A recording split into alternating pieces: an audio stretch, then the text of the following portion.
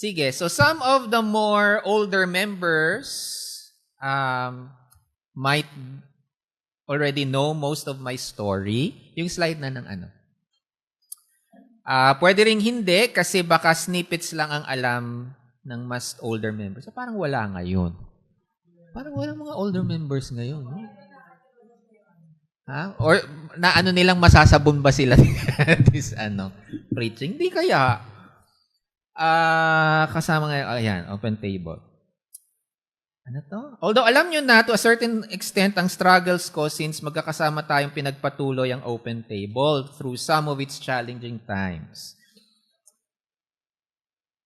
And with the Holy Spirit, I hope your own interpretation, kayo na makikinig today sa timbahay, I hope you will find Jesus and His gospel message in the testimony of my life as a gay man who answered the call to pastor a queer church called Open Table. Ayan. Next slide. So I was born and raised by a Roman Catholic. I was born into and raised by a Roman Catholic family with Bicolano and Chinese lineage. Now, my mom is half Chinese and Bicolana, and my dad is Bicolano from Naga City. But they met here in Manila, and I was a product of a fling. A one-night stand. My dad, di umano, sabi sa mga kwento-kwento, had a girlfriend back in Bicol, and my mom, though single, was seriously considering an engineer suitor, contractor. No? An engineer, yung manliligaw. But because that was a different time, they were forced to marry, mag-asawa, because of me. No? Nabuo kasi ako. By some way, they learned to love each other because they did not love each other. They were not really a couple. By some way, they learned to love each other sa tulong na rin ng isang Catholic charismatic group for couples, pero hindi couples for Christ. Buklod yata. I had a relatively good childhood. No, we were not rich, hindi kami mayaman, but we had enough, like any middle-class family, partly supported nung first 10 years actually, partly supported by my grandparents, no, yung sa dad's side ko na nasa US. Supported, cared for. So, no issues of a broken childhood other than yung dad ko sa mom ko had to work for the first 7 or 10 years. And I was left na kasama ang ilang mga tita ko who were staying with us sa apartment sa Kapitolyo, sa Pasig. But whenever they were home, they really made time for me, especially yung dad ko who I remember, naalala ko, made time na makipaglaro sa akin, dalhin ako sa park, at kasama kong manood ng mga cartoons. Sad lang na we have drifted apart in later years because nagkaroon siya, according to my relatives, some gambling issues nung nasa US na siya at nung nagka-college na ako. Periodically niya kaming pinahirapan over the years. So to some extent, naging breadwinner ako and never kami nakabili ng sariling bahay until in 2011 when my mom and I decided na kunin yung employee housing ng bayaw nung mom ko. So going back, pero okay na kami ng dad ko ngayon, although hindi na kami close. Okay? Parang just the fact na magtatay kami, gano'n. And then hindi naman kanya kami tuluyang pinabayaan. You know, pinahirapan lang. Every now and then. Ganyan. Next slide. Then 7 years after, my brother was born. Yung sumunod kong kapatid, sumunod sa akin. 7 years apart. And then 2 other brothers in the succeeding years. So we are the 4 San Jose brothers. Or San Jose boys. 7 and more years apart, I was not only the eldest brother, I was also the de facto father, tatay, to my brothers because umalis nga yung tatay ko pa Amerika. Now, why we never went there, sabihin ko na lang offline, no? We were not religious, but my mom made sure that we attended Mass every Sunday. Hindi kami religious, pero yung siguro ano lang namin is every Sunday dapat magsimba. No? Yun yung ano ng mom ko. Next slide. There was very minimal tension or struggle with my faith, sexuality, and family. Although hindi pinag-usapan. My only struggle was when I discovered at a young age ang masturbation. And when I masturbated, lusting after classmates in an all-boys school, I always said, pagkatapos, Lord, have mercy. Lord, forgive me. Yun lang talaga yung struggle ko, ever. Pero okay rin sa all-boys school namin, sa may Mandaluyong, because the gays there formed their own groups. We found confidence, joy, and also strength in our numbers. You don't ever mess with the gays sa aming school. No? Nabanggit ko yun before, no? Bawat batch, merong group of gays at merong queen bee yung bawat batch. No? So you don't mess with the gays. Now, I cannot exactly remember when, but perhaps it was first year high school when I had my, yung tinatawag na reconciliation moment. No? Borrowing an encyclopedia book from one of our more yayamanin relatives, I found there the cosmological arguments for the existence of God. So binasa ko yon. Then and there, I had a light bulb moment where I realized that God was so big, bigger than the universe, and the size of God is beyond human comprehension. The totality of all religions, including the totality of all human knowledge from that point or even now, will barely touch the edge of the godness of God. So it became absurd for me, isang malaking kalokohan, to think that this incomprehensible God, who in the Christian tradition is known to be love, pag-ibig, God is love, sa 1 John 4, it is absurd to think na napakakitid ng pag-iisip ng Diyos to be so offended by the romantic and sexual desires or even activities of a young boy like myself. So no, God is not like that, I realize. So from then on, I never really had to struggle with faith and sexuality. And then, of course, later, natagpuan ko ang MCC in 2010, I discovered the developments in biblical and theological studies that further confirm what I realized as a boy. Yeah.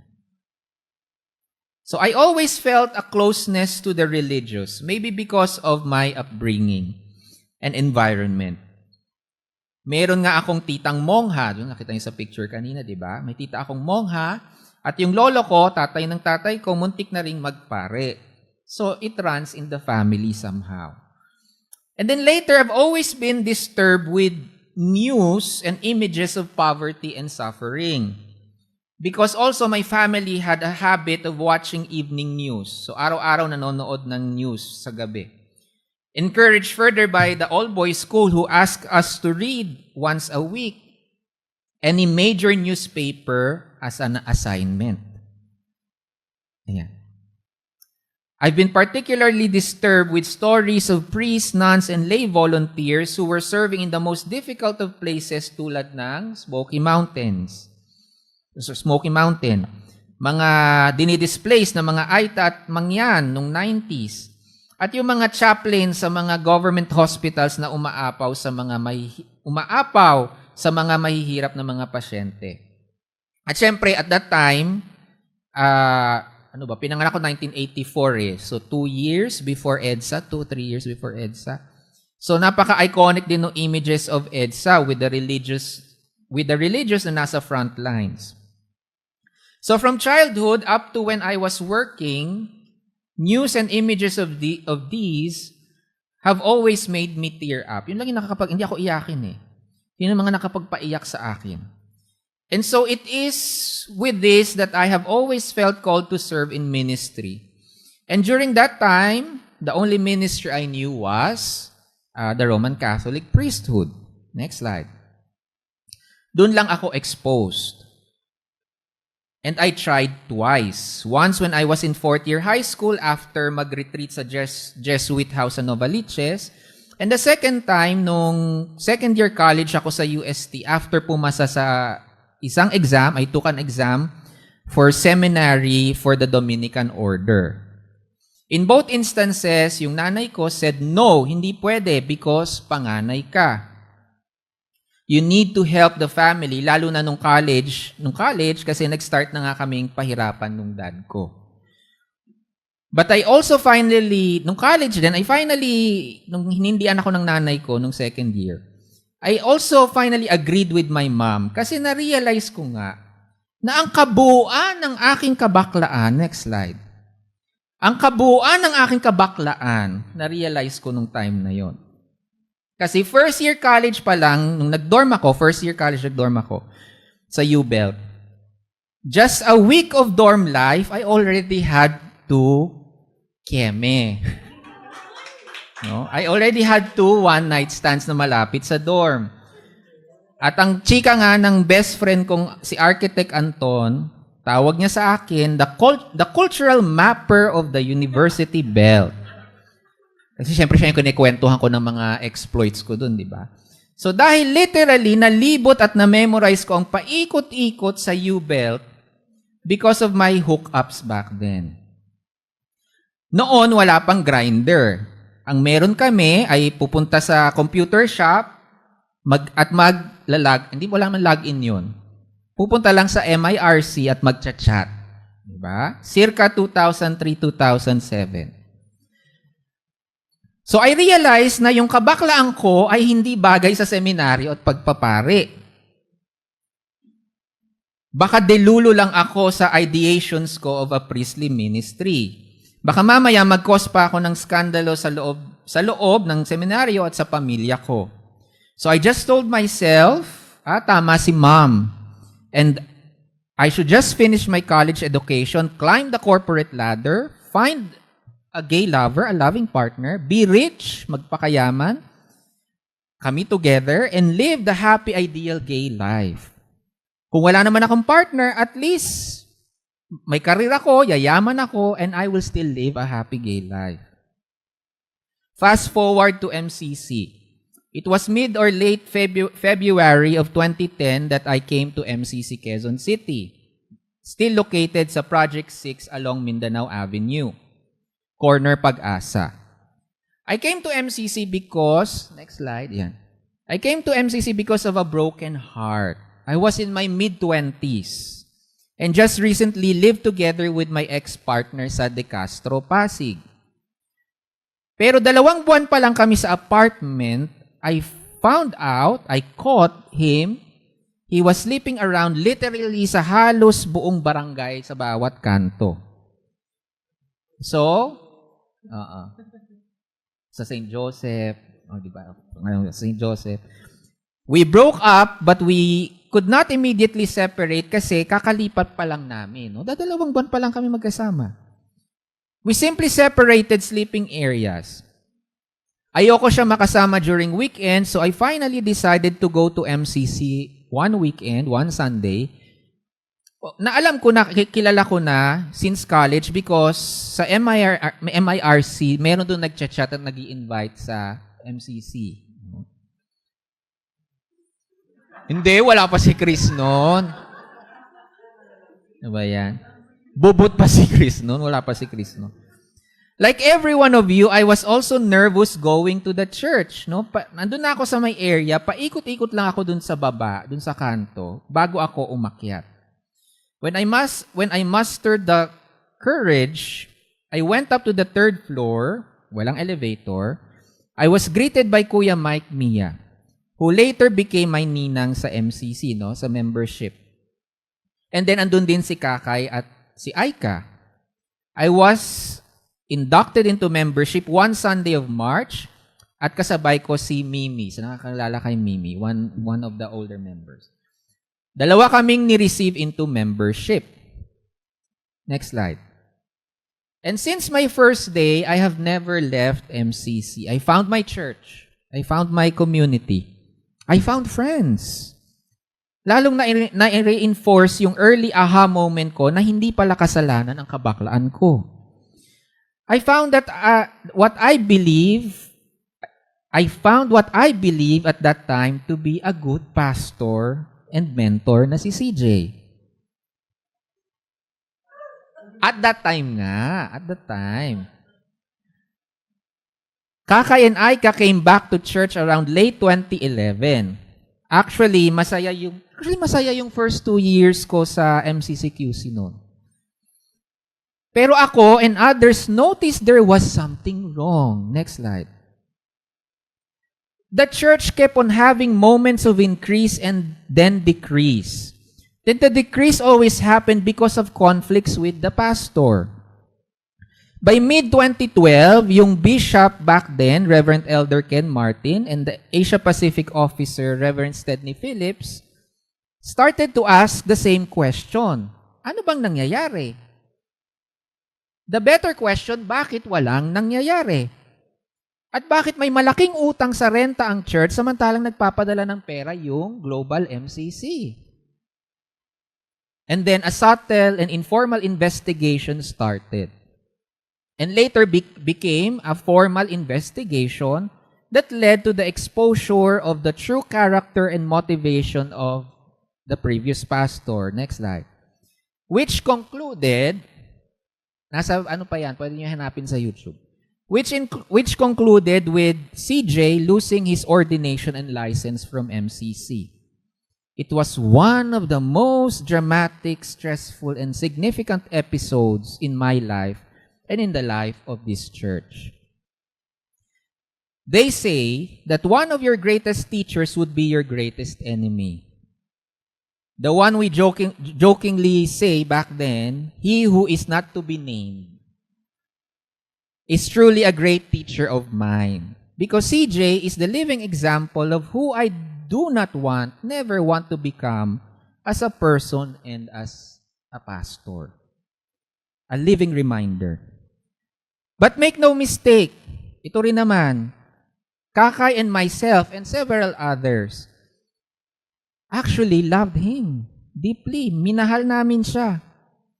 But we were so heartbroken with all the revelations from his own mouth. At sa puntong yon, the church was almost dissolved. What we call MCCQC had nothing after the conflict of 2012. Next slide.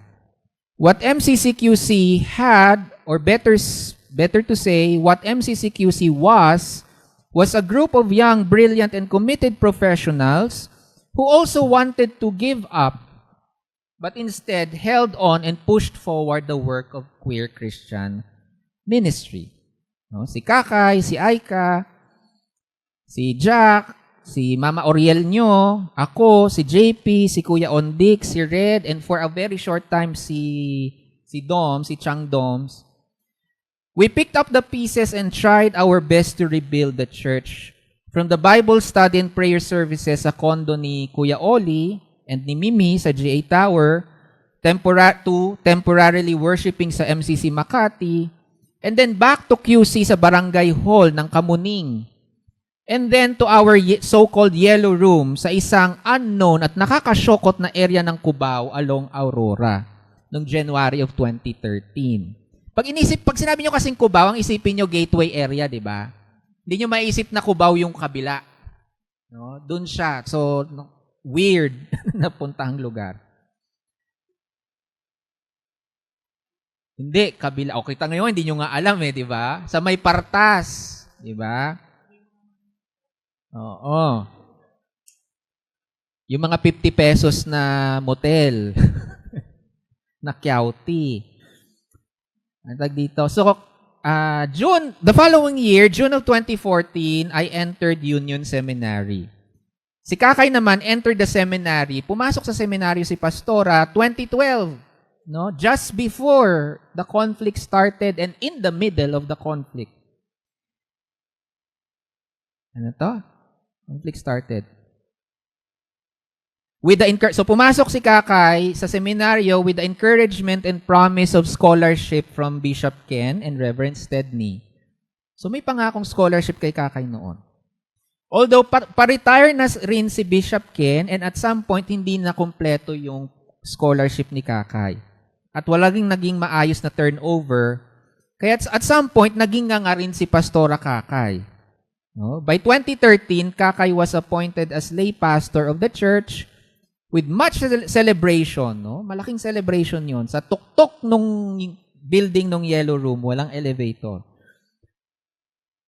She was the lay pastor with a salary of 1,500 pesos a month.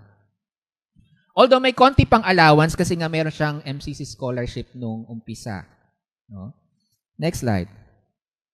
Nung settled na ang MCCQC noong 2013, I contemplated entering seminary and realized then that perhaps I was prevented from entering the Catholic priesthood because I was called somewhere else.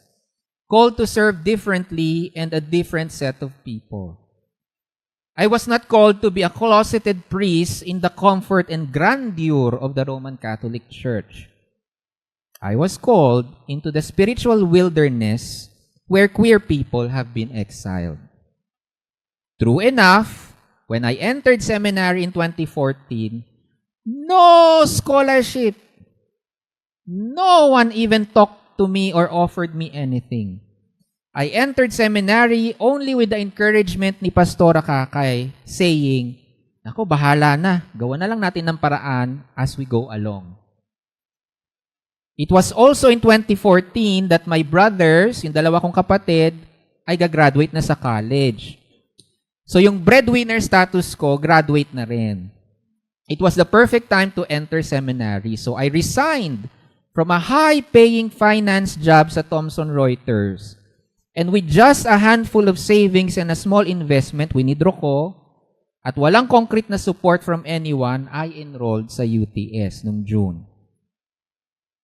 The board, ito, medyo painful tong The board back then, siguro mga last quarter of the year, the board back then even had the audacity to ask me, "So ano ang inyong ginagawa at ambag para dyan sa desisyon mong mag-aral?" Because they were not willing to do fundraising in the name of the church on behalf of me. I was mostly on my own. That's what I thought at the time. Desisyon mo yan, sarilinin mo. And so, on my own, I begged for money sa mga kakilala ko na tingin ko ay may tiwala sa akin. Meron akong sa seminaryo naman, andun ako sa loob ng seminaryo, meron akong walking paninda sa klase namin sa seminary. Habang nagkaklase, may bit akong bag na puno ng chichirya. At habang nagkaklase, pinapasa yung bag at naglalaglag sila sa bayad dun sa bag at bumibili yung mga kaklase ko ng mga chichirya. I survive also because of a few friends tulad ni Architect Anton na nagbibigay ng tag 1,000 or 500 every now and then.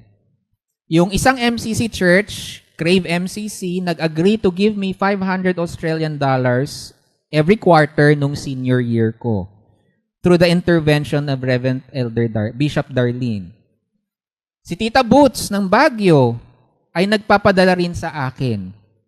Later on, si Oriel at si Don, paminsan-minsan may padala. Salamat kay Ma'am Lizette, na isang Methodista, na binigyan akong isang available na Methodist scholarship. At the late Reverend Afri, professor ko din, twice, na shamelessly, walang kahiyahiyang, nagpa-pass the hat twice sa Amerika, sa mga Methodista doon, to fundraise an MCC Gay Seminarian. Kay Reverend Miak or kay Father Noel, sa ating Australian friends na si Nessa at si Paula, kay Kuya Mon at si Kuya Charles. Sa mga kakarampot na mga stipend sa kasal. At kay Ate Grace na nagkakantin sa UTS na nung first year ako, pinapautang ako weekly sa aking kinakain sa kanyang kantin. Sa mga kaklase at mga propesor na palaging may party or pakain every month sa seminary. At yung mga tinipid kong mga pera nung nakapunta ako sa UK noong 2017 or yung MCC conference noong 2016 sa Canada. Tinipid ko para meron akong panggastos at pang-tuition ko. At syempre, nung 2015, nung feeling ko, nung finally in-accept ko, wala na akong magiging jowa, nagkaroon ako ng jowa after a year in seminary. Na never nagbigay ng kahit ano para sa seminaryo ko. Pero, siyang nag-aalis ng stress ko. Sa pamamagitan ng pag-aasikaso, pagluluto, masahe, tulad kagabi, nag-ambag nung minsang na-ospital ako, na later binayaran ko sa galit ko kasi nag-away kami. At syempre, at that time, hindi ngayon, at that time, weekly or twice a week, loving, na nakapagbasag ng salamin at nakasira ng double deck.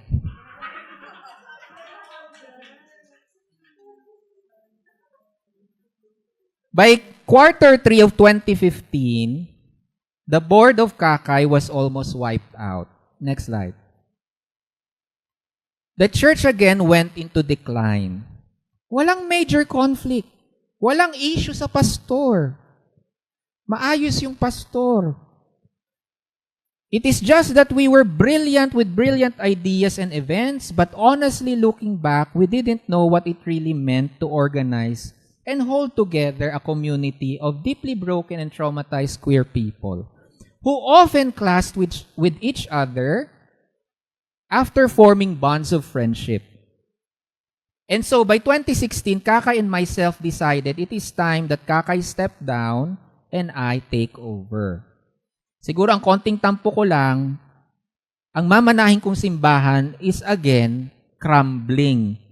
And this time, mahirap alamin ano ang problema kasi wala namang major conflict, walang kalaban, walang villain. Unlike nung 2012. By then, retired na si Ken Martin instead ni.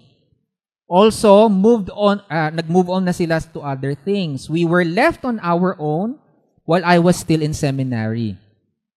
I felt no one cared from the MCC Global kasi they were also dealing with a lot of their own American-centric conflict and decline. May mga kagagahan din doon sa Amerika noon. But I also vowed, pinangako ko sa sarili ko back then, that pastors after me, should there be pastors after me, should not have to experience what I and Kakay had to endure and go through.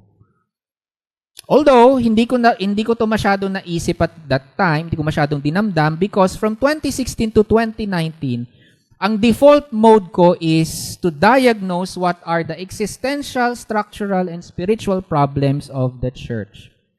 Specifically, why did we decline? Why it did decline, again, despite brilliant people leading and volunteering? We started by prayerfully identifying and clarifying what is our mission. Yun yung unang-una. What is God really calling us for? It was very crucial for us to know for what purpose we exist at nagpapakapagod. No, yung isang brilliant na tao dati, si Marco, brilliantly facilitated this and wrote the results of the workshop. At yung results niya, yung ating current na mission. No? Safe space, proclaim God's love, and justice work. By 2017, halos wala nang nagsisimba. And after the infamous 4 p.m. worship na ako ang nag-iisang nasa yellow room until 4:30, and then dumating sila at nag-real talk kami, we did a workshop sa, next slide, we did a workshop sa Church of the Risen Lord sa Diliman. Yan na lang ang natira, na wala pa. The following week, yung isa dyan, awol na. Akala namin na ospital, namatay, or what? Kasi talagang hindi nakipag-contact. Oo, kasi yung kapalit. So nawala siya, no? So we did a workshop there sa Diliman. And we declared the interim status of the church. We've officially announced. Interim is the fancy word to say we're fucked, and we are trying to figure out why and how to come out of our own shit. Oh, si Dandy.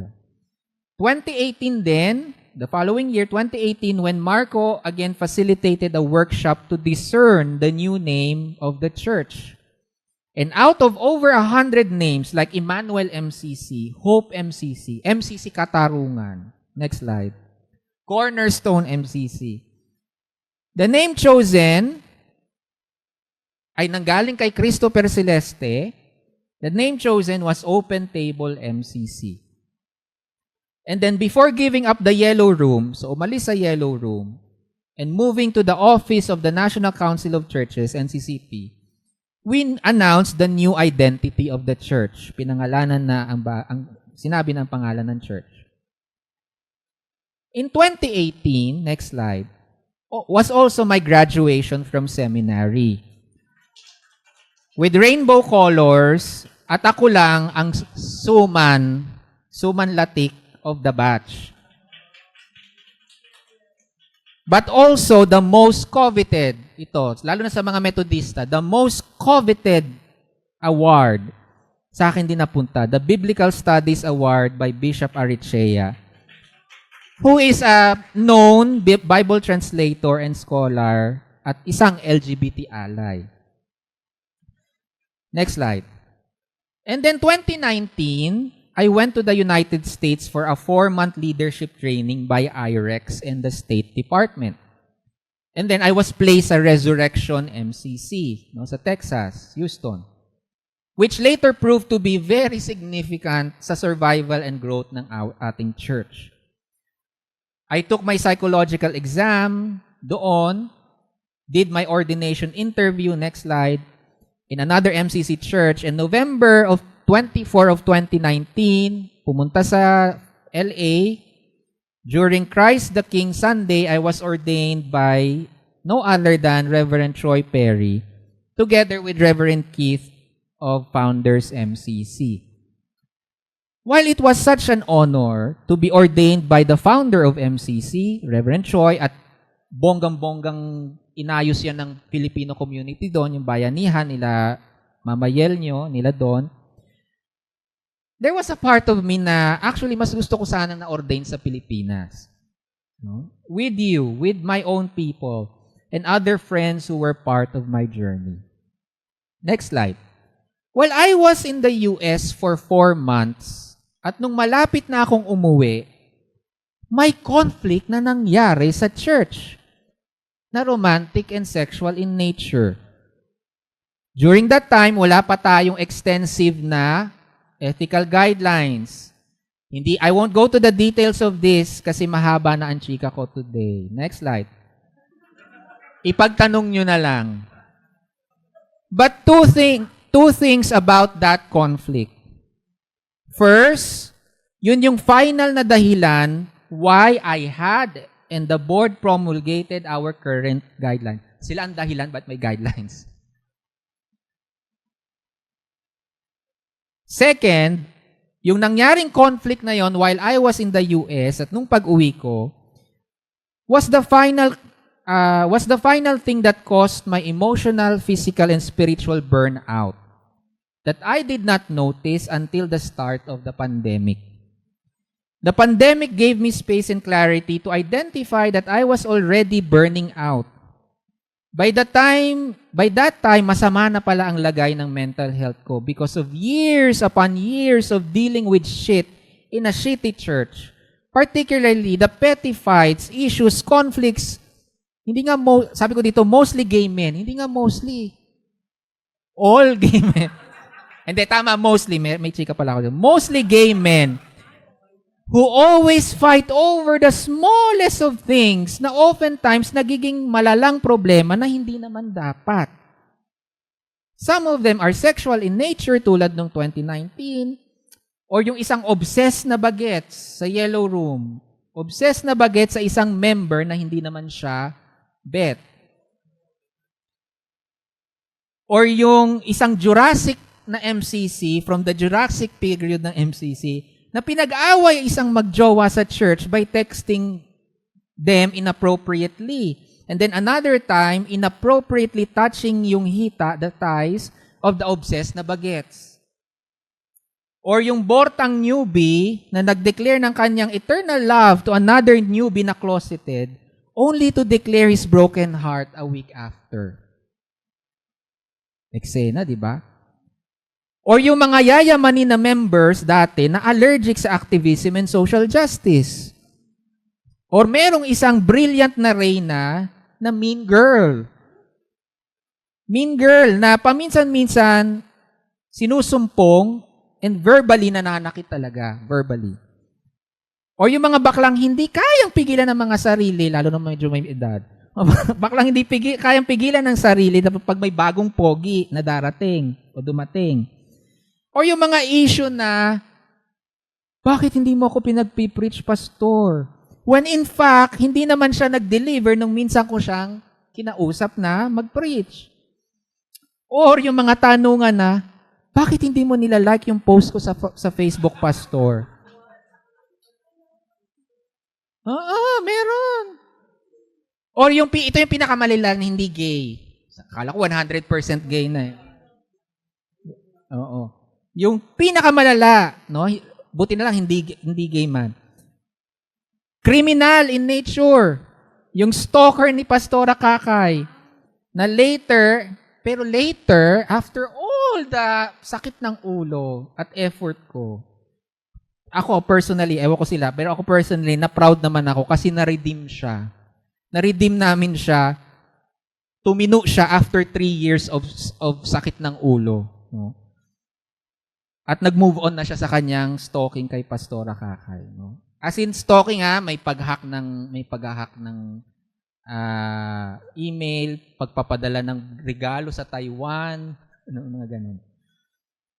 So na-redeem naman 'yan. So yun yung ano ko, 'di ba? Yan yung mga stress ko.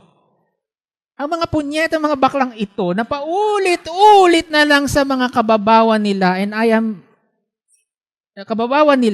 and here I am, together with Jack, Christian, and a few others, yung mga natira, trying to keep all this shit together so that they can have a safe space of faith. Akala ata, safe space para magmaldita o magkalat kasi hindi sila makapagkalat sa ibang mga lugar o community. All of this finally taking a toll on my body and spirit in 2019 and 2020. Next slide. And then pandemic. The pandemic gave me the time and the space to identify my burnout and process it properly. Processing my growing resentment and bitterness sa mga pasaway ng mga baklang walang self-awareness, self-regulation, and self-accountability. Next slide. Siyempre, kasama na dyan yung kwentong gutter. Hindi pala gutter. Yan yun, doon ako umupo sa may likod ng GA Tower. Yung kwentong gutter. Ano to? Kasama din yung kwentong gutter moment ko when I felt awang-awa sa sarili ko at sa open table nung pandemic for being the church that we are. A bunch of queer clowns trying their best to play church. Naisip ko, siguro nga tama sila, yung mga conservative. Hindi nga ito simbahan. Mga baklang nagsisimba-simbahan lamang sa kagustuhang ma-affirm ang kanilang kalibugan. Pero wala namang sense of responsibility, not even compassion for one another. Yan yung naisip ko noon.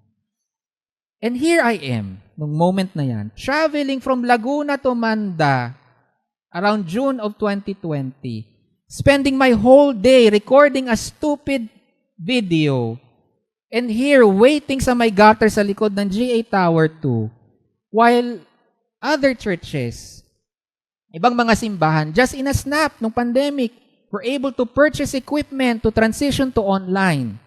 Other churches na maraming mga leaders and volunteers na hindi dinadala ang mga kalat nila sa simbahan, mostly. Meron din naman.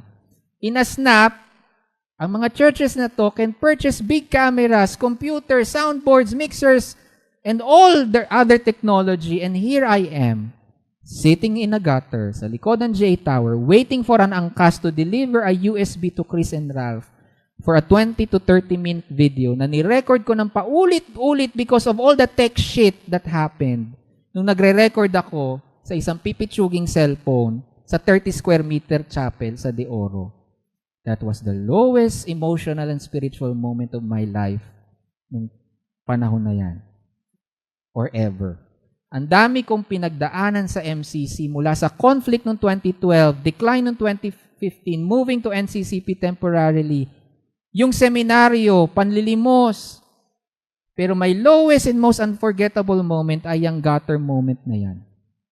And here are the gays, always fighting over almost nothing at all, pero level 10 ang away.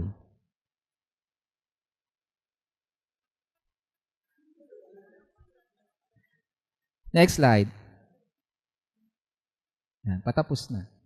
But my spirit started to shift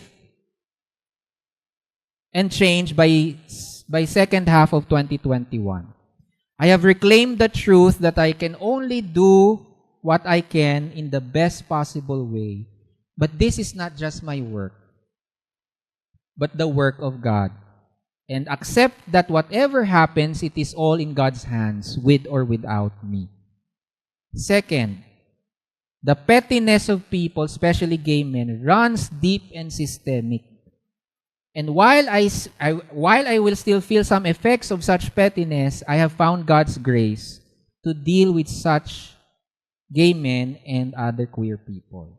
Natagpuan ko na ang grasya ng Diyos. Next slide. Thirdly, I was never alone, even if sometimes I felt alone. I had others who shared the burden. Naalala ko na damay-damay naman pala kami. Diba? Damay-damay kami. Retreat yan. Nag-retreat kami ng 2021. We are here, and I am here also because of those who stayed and gave their time, talent, and treasure at mga luha sa simba at mga buwisit sa simbahang ito. First and foremost is of course ang Auntie Jack nyo, who I call as my church co-parent, my church husband. Si Chris Celeste, who I have always been proud and who is part of the oral tradition na sinasabi ko sa bawat batch on how we can work together despite our disagreements. Si Mother Shan, si Josh, si Dandy, at si Kuya Michael Mias at si Choi Sumalangit Nawa. Si Kuya Vince, who joined Open Table noong 2019. Next slide. And then starting 2022, beginning with JT and the batch 1 of 2023, things started to change. I think batch 1 was also God sent. So far.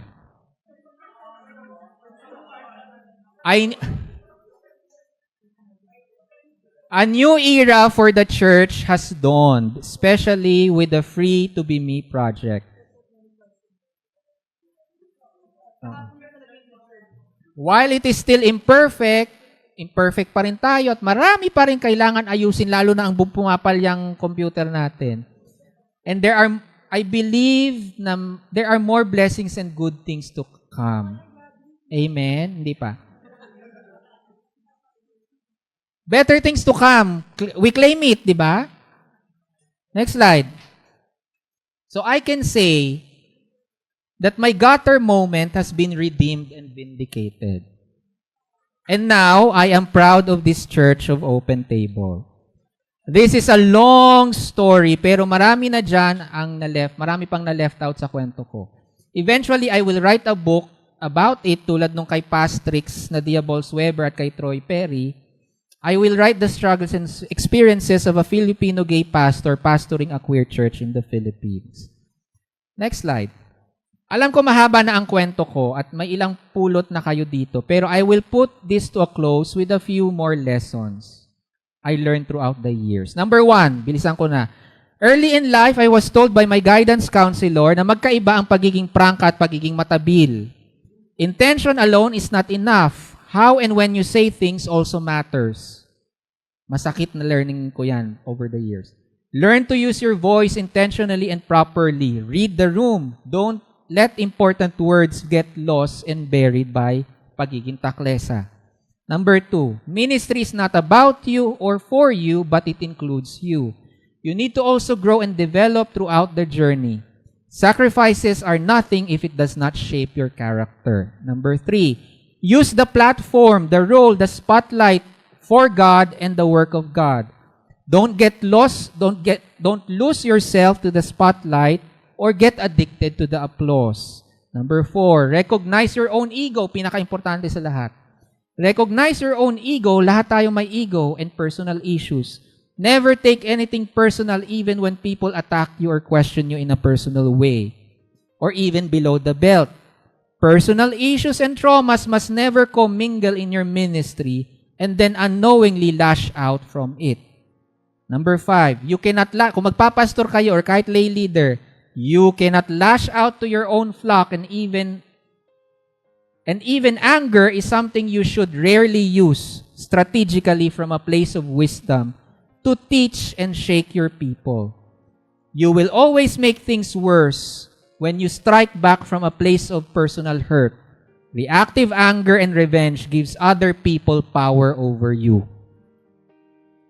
Feedback and even outright criticism or attack will always be one of your best teachers. Number 7, ministry is self-giving and self-emptying. But you can only do this when you are secure about yourself and what you are willing to give up for your people. Number 8, admit you cannot do everything for everyone all the time. Hindi ka Diyos. You need God for this ministry. You also need other people. No one is self-made. Illusion yon. Open table did not happen only because of Pastor Joseph. Number 9, love should be able to give some space for failures, hurts, disappointments, and mistakes for yourself and for others. You and this church won't survive and may revert back to decline if you refuse to live by and practice grace for one another. Tulad ng pagmamahal sa jowa o asawa, hindi pwedeng mahal mo lang ang jowa mo sa masaya at malibog na sitwasyon. Mahalin mo rin siya, ang open table, sa mga pasaway at disappointing na mga tao at sitwasyon. Number 10, importante ang intentional na pahinga, which includes saying no. Because even without you, the work of God continues sa pamamagitan ng iba. Last 3. As pastor, leader, or volunteer, kahit feeling mo magaling at wise ka na, after learning and experiencing so many things, meron pa rin palang ipoprogress ang iyong pagkatao. Character development never stops, even if you have reached what you and others may think as the peak of your success or ministry.